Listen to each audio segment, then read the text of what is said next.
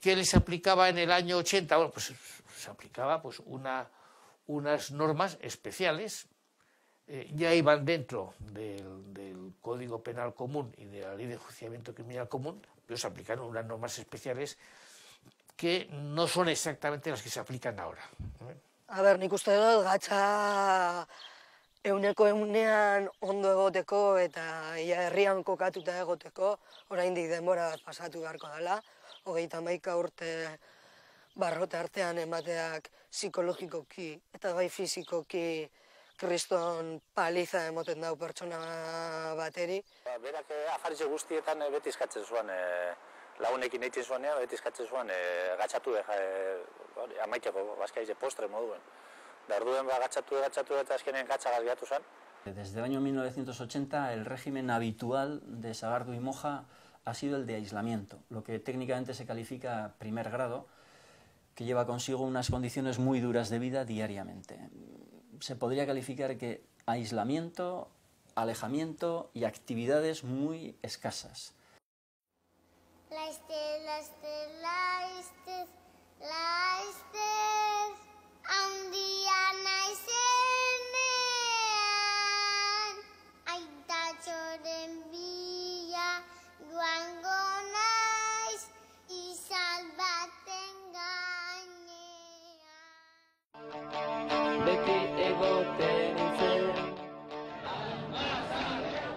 Mila 1980 urtea. Urte gatazkatsuak bizi dira Euskal Herrian. Frankoren heriotzatik 5 urte pasa dira jada, baina gauzak ez direla epe motzean aldatuko argi dago. Espainiako konstituzioa indarrean zegoen eta Gernikako estatutuaren erreferenduma egin berria zen. Apirilaren 24ean, Gerra Zibilaren osteko lehen Eusko Jaurlaritza osatzen da. Erreforma eta haustura politikoaren arteko eztabaida pil-pilean zegoen alderdi politikoen mezuetan. Etak bere ekintza armatuekin jarraitzeko intentzioa argi utzi zuen. Bestalde, kaleetan istiluak dira nagusi manifestari eta poliziaren artean. Urte honetan, gerra zikineko lehen belaunaldiak aurrera jarraitzen du, Batallón Basko Espainol eta AAA talde armatuekin.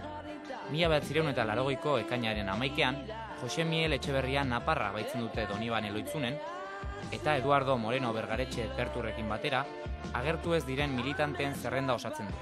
Familiak ez du zalantzarik eta erabat ziur dago Jose Miguelen desagertzea eta heriotza estatu terrorismoaren ekintza dela. Eta erakunde armatuko komandoen eta militantea abertzalen atxiloketak ere egunerokoak dira Euskal Herrian. Komando horietako bat Zornotzan erori zen 1980ko uztailaren 8ean. Bertako kide zen Jose Mari Sagardu y Moja akatza. 1978 eta 1979 urteetan eginiko 2 sarraski leporatzen zizkieten berari eta bere taldekidei. Gernikan eta Ondarrun.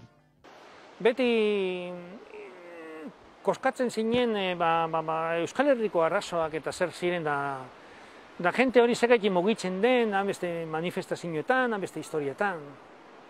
Beti jarrera dekozu, zegaitik akatzen duten akidea, militantea, zegaitik izin den hau, eta beti interesak hor mugatuta egoten ziren pilo bat.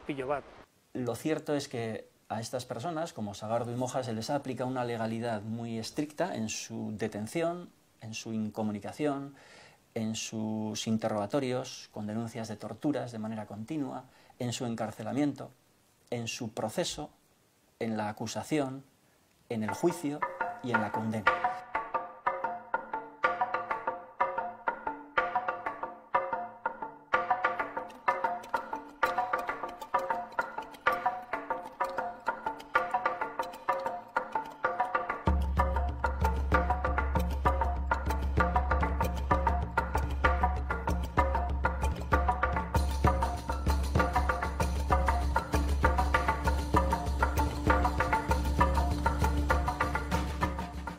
Gaubez bizi zen, gaubeko ordubietan, kriston zarata, ate hotza, irainak, atea zabaldu zuten, gurasoak ja ezin zuten botako zuten momentu hartan, segundu batzu barru izango ziren nire atxiloketa. Enokan nondik irtera, ze hirugarren pisua, da solairu handia zen, da harrapan induten, da hasi ziren hor galdera batzuk egiten, baina esan jokatzen dana konkretuki, baina gero bai, gero handik ordu gutxira benekien gauza konkretuera zetozela, da eskailera jaitsi bebai nintundian ikusi namen lagunek atxilutatzeko zen kotxe baten bebai, ez, da... Cualquier persona a la que la policía le imputase una actividad que calificase de terrorista, se lo podía tener, además de las 72 horas de cualquier otra persona, 7 días más en comisaría, interrogándole. Además, en situación de incomunicación. Ez dakit zenbait egun pasan dituen, pentsetan dut 8 holan ziren azkenan plazuak eta eskatzen zuten, da hori, baina nola zen niretzako argi, segun argi, fluoreszenteak, argia ipini piztuta, ba ez duzu kontrolatzen zenbait egun zauzen, gero esaten dizute, ba egon gara 8 behatzi egun, sartzen, baina konkretuki orekaren egunak galduta dekozu, ez dakizu zeintxun seguna den, ze orduten bizizaren. En aquella época, en los años 80, la legislación que regulaba este tema permitía a la policía interrogar sin presencia de abogado. Tampoco tenía obligación de comunicar al detenido los derechos de que disponía, es decir, el derecho a no confesarse culpable, el derecho a no declarar, etc. Hubo un momento en que se habló, efectivamente, de que había un centro de interrogatorio, de que la policía o la Guardia Civil o ambos tenían un centro en que interrogaban en Burgos, camino de Madrid, es decir, que no interrogaban en Euskadi, tampoco interrogaban en Madrid, sino que empezaban a interrogar en Burgos, aunque luego el interrogatorio oficial lo hicieran en Madrid, pero ya comenzaban a interrogar en Burgos sin presencia de voz, ni de oficio, ni de no oficio. Ez dakizu urruko minutuan zelango izango den. Goatzen naiz egiten zidatela hori bejazio asko, da goratzen naiz bebai sakila nindutela, egun baten, da jarri zidatela olako eskutitza mosteko gilotin antzerakoa, da hemen txekituko zaitu sakila, eta haiten zuten plantak eta norbera arduratuta, kapaz dire horretarako da askor gehiago, ez, osea... A mí los acusados me han indicado que abría el forense la puerta, le preguntaba, ¿tiene usted algo? ¿Cómo está? Y claro, él sabiendo que estaba en manos de la policía o de la Guardia Civil, pues no se atrevía a decir la verdad, porque sabía que ese forense cerraba la puerta, desaparecía y él seguía en manos de la policía sin una posibilidad de defensa. Tortura da, ez duzu, da oso latza, ez dakizelan esplikatu, da zureko kontra duzen gauza, jaso behar duzu, eta hori bino gogorra, ez dakit munduan dagoen zerbait, ez? A nivel de contactos personales, del contacto policial, pasa al contacto judicial. No tiene derecho a hablar antes con su abogado, sea abogado de libre designación o sea abogado designado de oficio.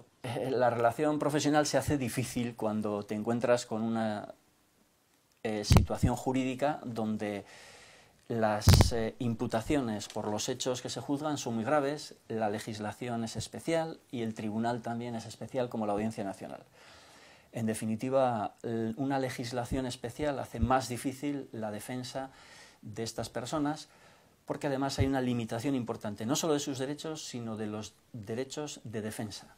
Entonces, habitualmente, cuando llega allí, era muy corriente que ratifique lo que ha dicho ante la policía. Es decir, si ante la policía no se ha atrevido a hacer uso de su derecho a no declarar, si no se ha atrevido a hacer uso de su derecho a no confesarse culpable, si no se ha atrevido a negar su firma a lo que ha firmado, es muy difícil que haga uso de estos derechos ante el juez sin haber podido hablar previamente con otra persona. Eraman behar duzu, pentsatu behar duzu buruen nolantza jokatu. Ez erortzeko inon, ez erortzeko berakada baten, ekin behar duzu, pentsatu behar duzu, liniera eraman behar duzula zure pentsaera, ez? Gora bera gabe, ze hori be desestabilidad personal oso txarra da. La prueba principal era la confesión. Es muy corriente que el delincuente común, el delincuente social, no confiese su delito. Y llegamos al juicio con pruebas, pero con la negativa del acusado, o sea, con la declaración del acusado, desde el inicio, desde el momento en que es detenido, de quién no ha sido el autor. Se está aplicando una política penitenciaria y una política legislativa muy estricta y que se ha llegado a calificar como derecho penal y penitenciario del enemigo o contra el enemigo. Sin embargo, el pan nuestro cada día, cuando el hecho es de motivación política, es que el detenido desde el principio confiesa, y confiesa. Oye, me he encontrado, sobre todo en aquella época en que estaban 10 días detenidos, que hacía 3 o 4 declaraciones en comisaría. Bueno, esto es llamativo, que en estos casos, tanto en la época de Gacha como que creo que también ahora, pues sigue siendo la confesión la prueba principal cuando, insisto, se está juzgando un delito de motivación política. ¡Silencio!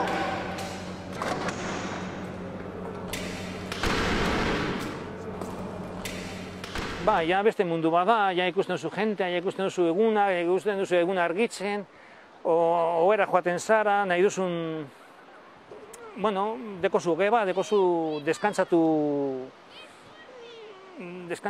aukera. 1986 urtean, kuadrillako bat eta nik, beti bai familiagatik eta giroagatik beti egon gara presoekiko oso hurbil, eta preso baten arrebak, aizpak, ea bere anaia bizitatzera joan nahi gendun esan zigun, eta baietz esan genion. Ez, holotzatia dago, da oso holotzatia.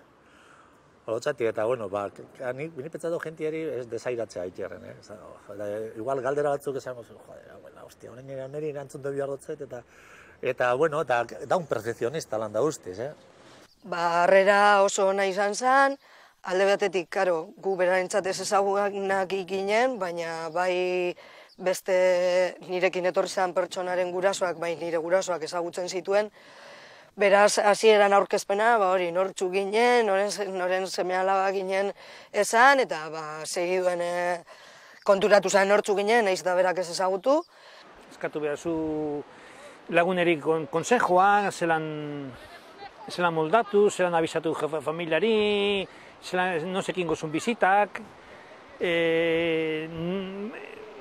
zelan etorri, familiari informatu behar duzu, eure be informatu, baina, garai hartan, preso gutxi ginen, ez ginen beste, beti informazio apur bat, eta holan iziten ziren lehenbiziko egunak. Egun naiz hiliak, bakarrik, batzutan isolamentuan da inorre ez ondoan.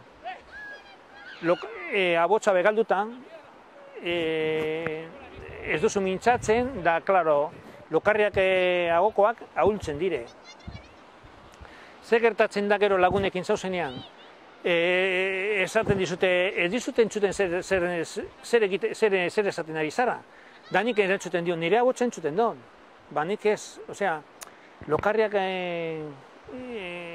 izterreko lokarriak ahultzen dire pilo bat. Zuk entzuten duzu zure abotsa, baina zure ondoan dauen kidea ez du entzuten. Kuriosoa da, bai.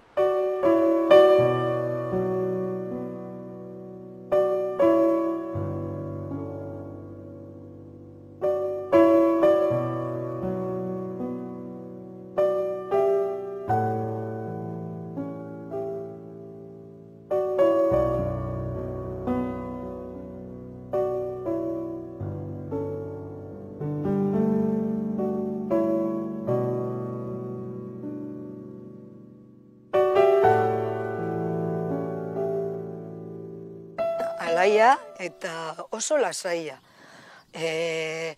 Lehenengo momentutik konturatu ginen, asko gustatzen zitzaiola observatzea eta entzutea. Berak ere hitz egiten zuen, baina asko interesatzen zitzaion, guk zer esanak geneukon berarentzat, ez? Eta bebai azken finean, guk momentuen kalean bizi genduna, berari apurtxo bat transmititze hori, ez? Kartzelan, edeko zu relazio sentimentala bai, baina egunekoak, neskalagunakin, alabakin, aitakin, oso diferentea da. Oso diferentea da. Han kartzelan egiten da, azkenean zure sentimentuak konpartitzen duzu lagunekin, baina hortik kanpo normalian ni pentsatzen dut apurbet defentsak ez geizteko, gogortasun ez planta baizik eta gogortzen hasten zaela. Eta orduen kostiente zara momentu baten lagunekin, kanpoko lagunekin edo familizegaz oso gutxitan dakazula aukera egoteko.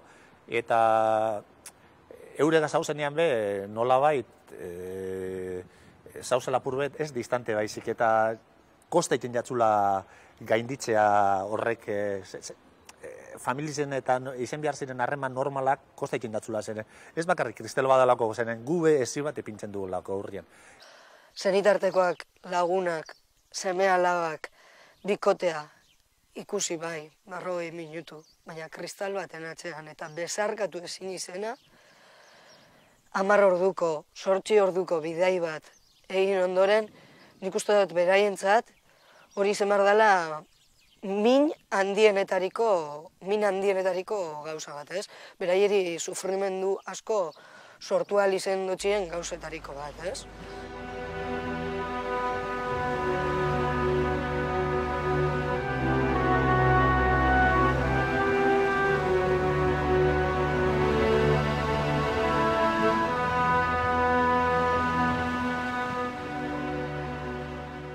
Nolabait oso gutxitan gainditzen duzu hori barrera.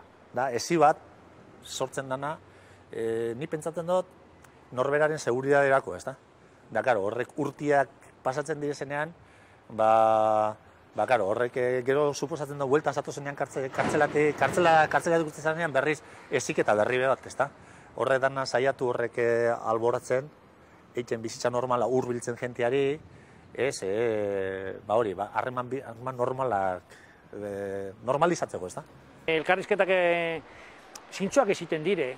Zintxoak, gehien bat, zuz zaiaten zara zintxotasunakin mintzatzen, beste jasotzen zurea, eta hori lehen sartu bainarina, pentsetan dut, faltatzen zala gizarte honetan, hain zintxoak izatea, ez? Hori lortu nuen barruan, balio zait, buruan ekitzeko da hori. Gero, hemeko bizitzan segurtasuna be hartu behar duzu. Ez da han erabiltzen duzun gauzak hemen balio zaizula, hemen beste tresna batzuk erabil behar duzu be bai. Han gainera lagun bateaz elkartzen bazara moduluan, solasaldiak izaten asko zere sinceruak. Dago, klaro, zuk ez duzu zergatik eskutatu behar, da gainera gatsa da olakoa, ez da oso persona eukiko duz bere trampa baina persona zintxua da eta areri gustatxako gauzak aurrez aurrek esatia eta pentsatzen duen, eta hemen ezin da hola funtzionatu. Ikasi behar du berriz funtzionetan, da horrek hori danak suposatzen du denpora suposatzen da. Gauza personala nola diren, ez duzu nahi inor gehiago entzutea, da kartzelak heltzen da horrarte be bai, dana telefono bazauz, lokutorio bazauz, danean bazauz, han zure nahi dute bakotxena, jakitzea, zer deko zuen, ze nahi duzu esan, zure pentsakera nolako ediren. Kalean aber zer sentitzen zan, zelan jokatzen zan, nahiz eta badakigun, preso politikoen bizitak gehienak grabatzen direla, Eta gauza askotaz momentu horietan ezin dela hitz egin. Naiz eta bi aldetatik jakin mina sortu eta bai guk nahi izan berak zer pentsatzen zuen eta zer sentitzen zuen jakin, askotan ezin da, ez? Galdetzen zebilela, gehien bat errezelan zegoen eta notizizek, are gure zituen notizizek, kartzelan egondako jentia, ez da? Bakoitza zelan bere egokitzea kalera zelan izan zen, ez da? Eta purbete horrek kontzan bidez edo bat ama bizitara joaten bazan, berari izateko, egoteko tranquil, denpora bihar zuela, ez dela egun batetik bestera hori gainditzen. Bizi izan zeuen, 18 urte lehenago, 20 urte lehenago, baina berak borroka bizi izan deu. Eta berak aldaketak ikusten zituen, argi eta garbi. Baina beste aspektu bat, aspektu herritarragoa, igual aspektu herritarragoa hitz egiten gendun, hori, zelan herria, zelan gazteak, zelan gurasoak, zelan familia, zelan, 40 minututan besta moten denbora askorik askotaz hitz egiteko. Gauza zigak tetrikoa dire, batzutan isolamentuetan nolan ilunak, argia ez da sartzen, flexoakin egon behar zara, ia tokatu zait patiko ordua kenduta, zigatan be, egoten denpora guztian flexoakin egotea be bai. Hain ilunak izin diren, hain eguzkia gutxi sartzezan, erraziak altua ziren, da eguzkia oso gutxi sartzezan.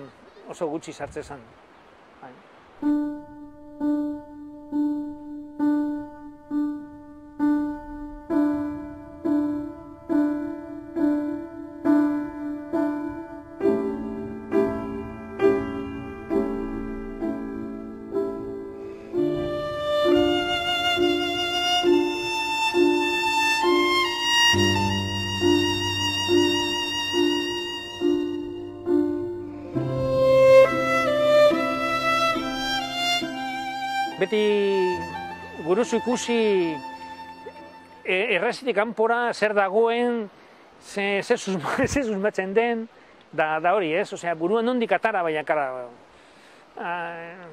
hain da itxita guztia, bai hori, zer usain, dana nondi, zer daztatu nahian gogoakin zauz, ez? Errama non mugitzen den, burue ikustekoa naturalezan dauela, ez? Osea, Granadan nengoen bebai, da ikusten duen kalea, bitu. Provinziala zen kartzela hartan. Gaur egun ja provinzialako lan oso apartatuak iziten ziren, baina provinziala zen da kalea. Eta ikusten duzun, argia, umearen ahotsak, zer entzuten zenuen kanpotik. Ze hurbil zentroan zen, irian. Kartzela hura. Eta ikusten duzu nola bizitza joaten dan bebai, da hori bebai konturatzen zara, pentsakera hortan beti irtete zitzaidan niri kanpoan egon behar naizela, o alba nondi gurten hemen, da beti estudiatzen egoten nintzen nondi erraza biziten zaen, burua eta hanka kanpoan egotea.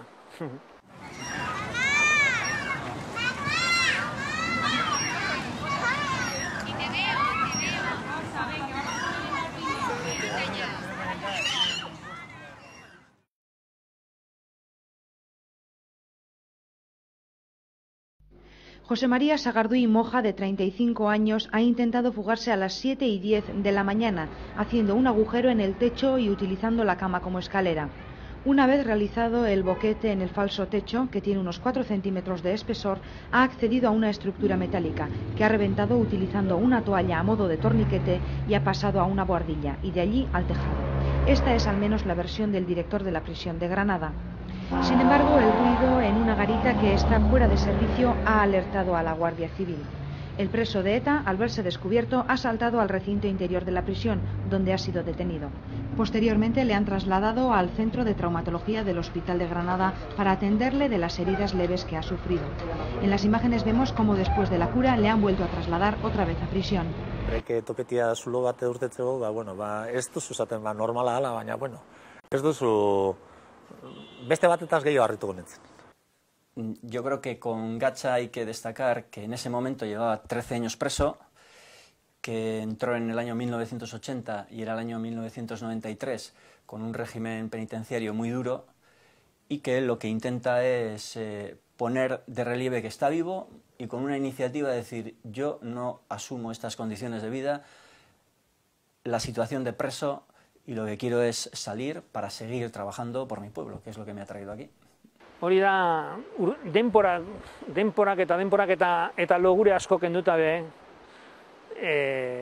pentsatuta da, bai. Bai, txikitu nintzenan, saioak era hartan, baina, bueno, tokazan, holan izatea, pentsatzen nuen be, hori tokatu lekela, baina bai bestea, gehiago pentsatzen nuen kalean egon nintzatekela, baina, bueno, azkenean, hainbeste denbora pentsatutako gauza, zapuztute dire segundu baten. Bai, karo, movida asko goten ziren. Erregan be, bai, zuloren bajeu zuzan, da gu zorian egon ginean, zura zorian mineute zegoen, eta beti goten ziren movida. Orain, oso gutxitan koizitu dugu agente urtetzia, ez da? Zen saiatu, jente asko saiatu da urtetzen, baina holan,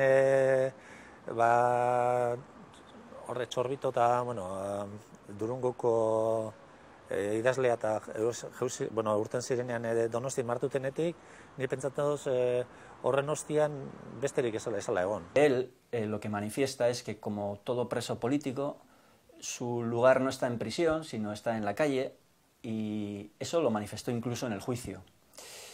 Y él quería huir, salir para seguir luchando. No está conforme con una condena.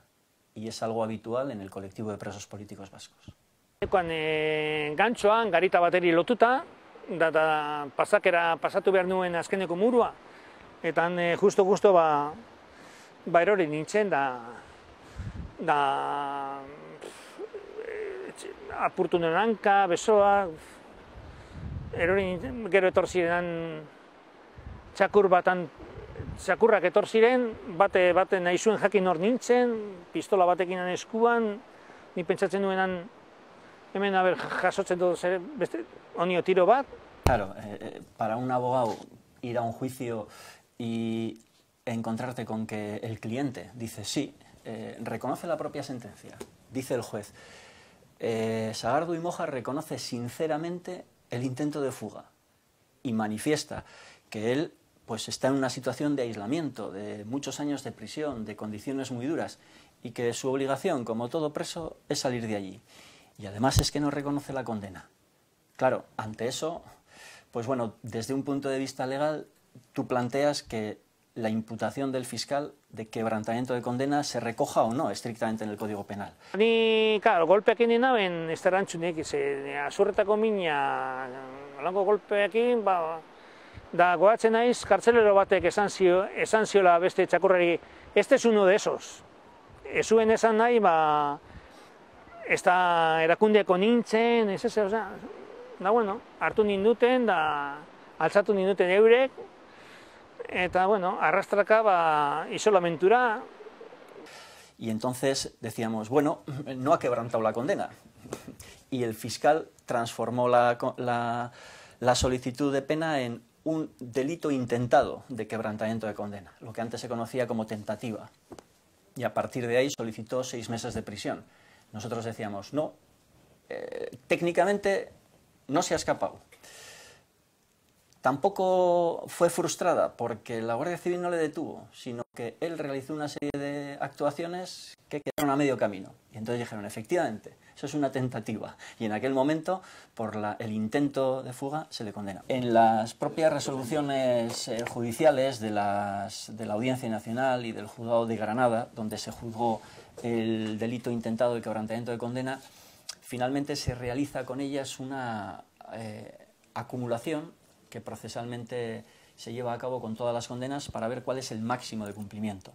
Allí se estableció que había tenido unos procedimientos en la Audiencia Nacional con un máximo de 30 años y posteriormente tanto en Sevilla se le juzgó, a pesar de haber sido agredido en unos incidentes como funcionarios, se le juzgó por atentado a la autoridad y se le condenó allí también a una pena de 6 meses y posteriormente por este intento de huida se le condenó a 3 meses. Nahi zaituzte euren lineetan, baina purtzen duzuna hori, esaile gustatzen ezerrez eureri da, bai, zigorrak, kolpeak, eta bueno, pasatu behar zan horti bai. Además de acumular 30 años, 6 meses y 3 meses, en definitiva para el cumplimiento de su condena, se determinó por la Audiencia Nacional que por el intento de fuga infringía la legalidad penal y penitenciaria, por lo tanto, eso le impedía obtener beneficios penitenciarios a partir del año 93. Independientemente de eso, él realizó una serie de actividades normales, como cualquier otro interno, hasta ese periodo, e incluso determinados estudios que no le fueron reconocidos para obtener redenciones bien de tipo ordinario o extraordinario. Finalmente se le hizo cumplir con estricta totalidad la pena impuesta. Más conocido como Gatza. Según los organizadores de este acto de homenaje, Gatza es el preso que más tiempo lleva encarcelado. Hoy mismo ha cumplido 27 años en prisión. Tras recorrer las calles de la localidad se le ha rendido un homenaje en la plaza de Amorebieta. Ez duzu pentsatzen, hainbeste izango deni hain luze, baina urteak etorten dire, bueno, pentsetan duzu, bueno, kondenak ematen dizute, baina ez duzu ikasurik, ez duzu pentsatzen duzu hain ezinezko izango dela, baina azkenean basoaz apurka-apurka mentalizatzen, bai. Larri zen zela, bere kastigo izen zela soberan zegoela hori guztitzen. Bere denporan eroritakoak gehien bat, 22 urte, 23 urte egin dituen kartzelan.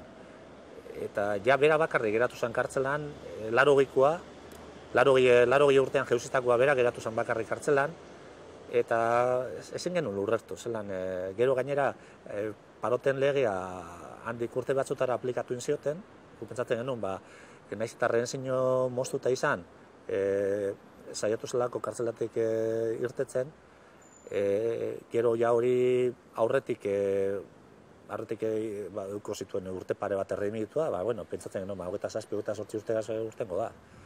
Baina gero paroten legea aplikatu ziotenean, ja 30 joan behar zela, eta bera kumplidu arte ez genuen, ni pentsatez nahi, pentsetan hainbeste denporean gozen ikastenan, pentseu ez.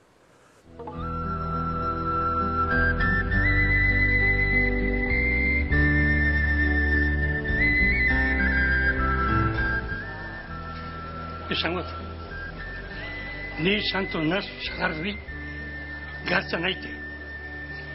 Gatzareko kartzelan 30 urte eta pasauen kartzelari kartzela.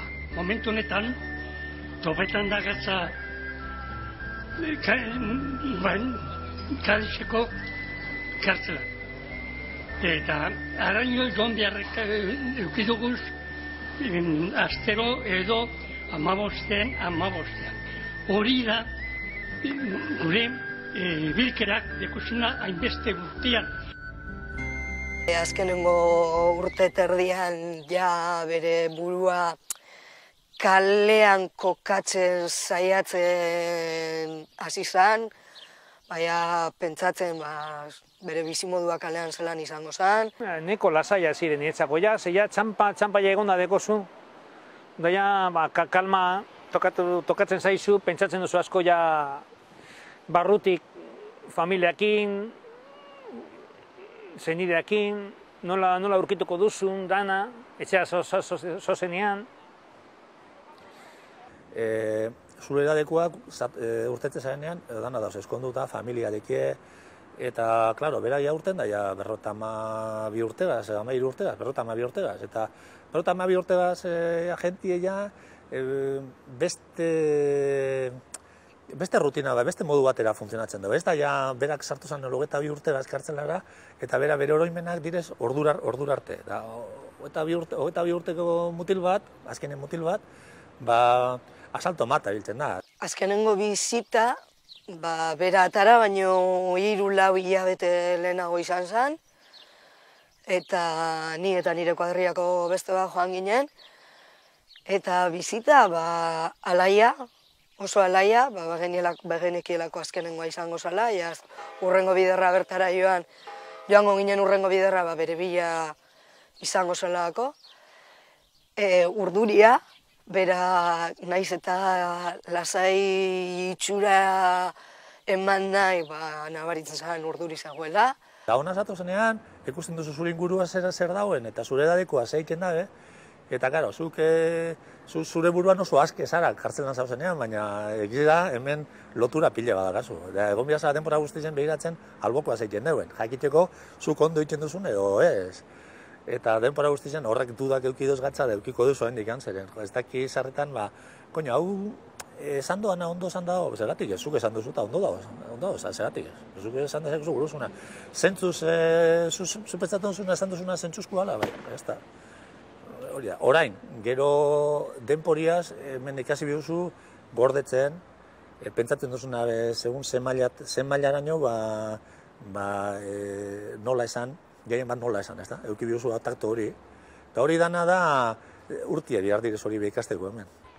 Ez dakizu, zeurten askatako zaituzten, gau bizi izango den, goizaldean izango dan, eta hori. Kide bate esan diate gauza prestatzeko beste modulo batera noala. Eta arek esan zuen beste lagun bateri, nire familia ebizatzen, etortzeko kartzela lehen bailen, ze igual gauberdian askatuko nidutela. Eta, bueno, maletak egin da gero, modulo batetik bestera, kideekin ez egoteko, pasaziaten ara, ingresotara. Dena dela ni pasillotik eta oiuba botanien, eta eure berantzu ziaten da, bueno.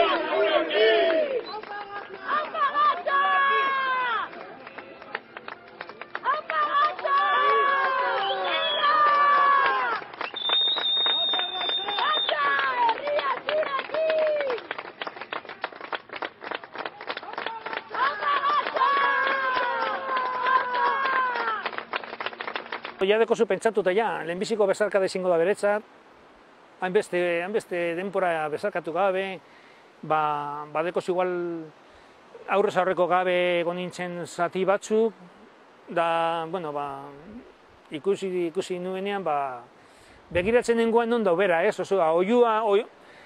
Oiuan aparte beti aupadak ematen dizute kaletik eta hori, baina non dagoen alaba da ikuste, handi dator, ez, da, dekozuri gogoa, hori, norberen bezarkada izango dela, beretzat, postasun handiakin, da sentimentu handiakin, klaro.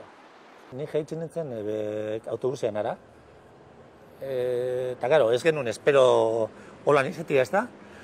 Zen pentsatzen genuen tano batera etorko ginen, baina, klaro, autobuse Madrilen giratuta egon ginen kontrol baten pare bat orduen eurek eterri ziren kotxe baten, harin jau bildu ziren, dana zegoen hartute zorrontzan, zainaz beteri, orduen ipentzetan dut, etxera joan zen eta etxetik egin zuen agurra eta apurret dan hori hartu zozkun, apurret improviso, guk haindikan bidean gentozen, eta holan gertatu da, eta urten indala balkoira eta beste, eta bueno, jente oso pusi.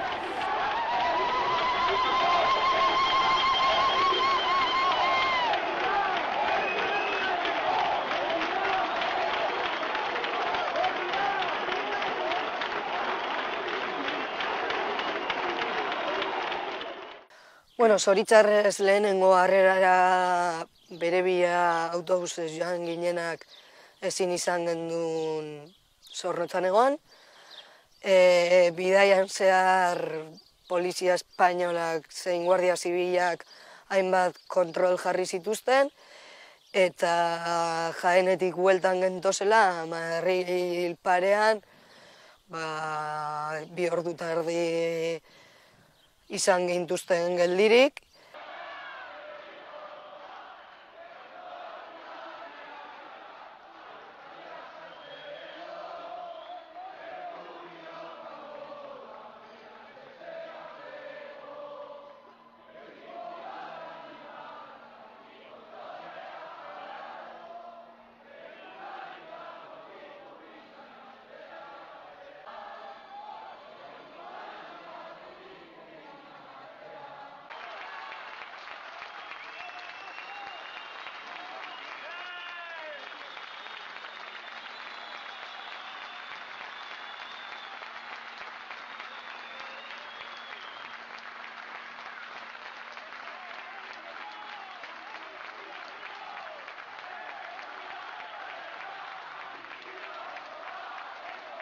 Urrengo egunetan ja plantatu zen ja itea beste modu batera.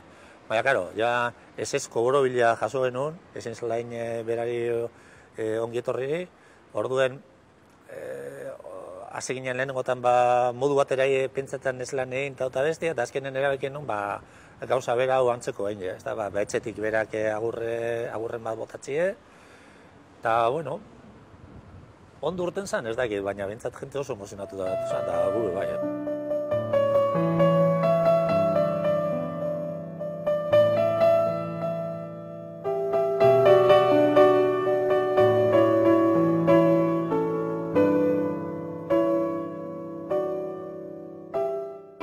Gure asignatura urtetzen garenean kartzelatik da kontrola. Han kontrola oso erraza da. Zenbakizu bizita noiz datozen, egunerokotasuna gutxi gora nolako izango da, zer rantxo ikusun jateko bai, baina hemen ez duzu ezagutzen jentie. Oinarritzen ari naiz. Klaro, ni kartzelan diru gabe zauz, diru plastikozkoa erabiltzen duzu, txartelakin ari zara, oinari zara euroakin, kontuak ataratzen, apurbete jokatzen emeko bizitza zer den, zer diren txampona, zer diren papelezko dirua, zer dan mobikorra bat, hori bez daki, da ordenagailu bat ikusten, da, bueno. Gente pentsatzen dugu, zatozenean, azten zaila gero zerotik, zuen zara azten zerotik. Apurbe kontrolatzen azten zarenean kartzelan, kalea orduan azten zara zerotik. Orduan arte da todo menos. Gente ez duzu zautzen, ez dakizu ez ere egiten, kontuan euki behar da kartzelan zauzen bitartean, zuk ez duzula bihar diruri ziren etxetik edo lagune bialtzen dizute. Ez dakizu lanik egiten, ez dakizu ez ere egiten, zara inutil bat. Goiztiri jaio zenean, gatza langraitzera ekarri eta egun bat Zornotzara ekarri zuten, alaba ezagutzeko. Eta egun horretan nik uste dut gaizki pasatu zuela. Ez zuela ulertzen. Zelan, olango aparato eta alambre batetik, antena batetik, zelan 200 kilometrotara, 500 kilometrotara zauen pertsona batekin itxegin altzeuen, ez? Anule egin dotzu, Gerozuk behar ikasi behar duzu guztie. Zer, karo, gauze bada, naiz eta konturatu zer egin behar dan, gero burutik eskura, esango dut, ekintzak egiteko momentuan, edo pausok ematerakoan, kosta egiten datu zen duda pila da gazu. Osea, automatismoak sortu arte, behar duzuz, lehenengo menperatu egoera, inkostienteki kontroleo apurbe zure ingurua, eta gero jazten direz automatismoak, eta bitartean dana direz dudak. Nik uste dut apurka urte bat pasada, eta nik apurka uste dut bere beldurrak eta hasieran ikusten zituen oztopo horiek, gainditzen joan dela, gero eta jendeari dekin gero eta harreman zabalagoa dauko. Nik pentsatu dudak dituela, baina tipo zentzune alde batetik. Eta denok behar dugu denporatxu bet, eta berak pasatzen denean pasatzen dira, igual beste urtebet eta erdi ni pentsa dut, ja apurbet autonomia gehiago edukiko deu. Orain, ez dakit, urtetzen da bizikletiaz, ausarta da esen bizikletiaz ibiltzen da batea eta bestea, eta mugitzen da kotxiaz eta batea eta bestea, da, bueno, igual beste jente asko baino gehiago. Orain, jentia egotia hori koste egiten jago. Dano ikuste jaku, hori bai, jentia egoti eta horren ni pentsatzen dut lehenengo bere zirkulo gure duela zente dugu eta gero apurbe eta ausartu beste pauso batzuk ematen. Eken dut bizikletakin da bide ziorretik eta hortik ibiltzen naiz, pilo bat, gustatzen zai. Gustatzen zai mendia lainotuta ikustea, da gero horti lainotik gora be, nola ez da ikusten herria, iria da hori, bai. Baino latzago, ta urteak egun baino gehiago, 574 oheuts, samina zabaltzan.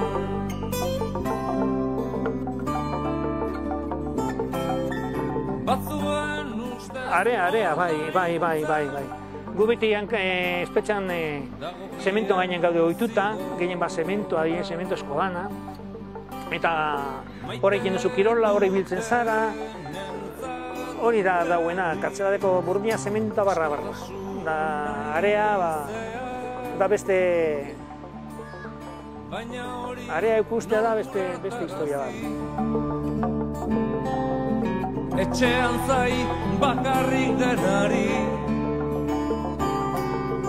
574 taupada gehiago.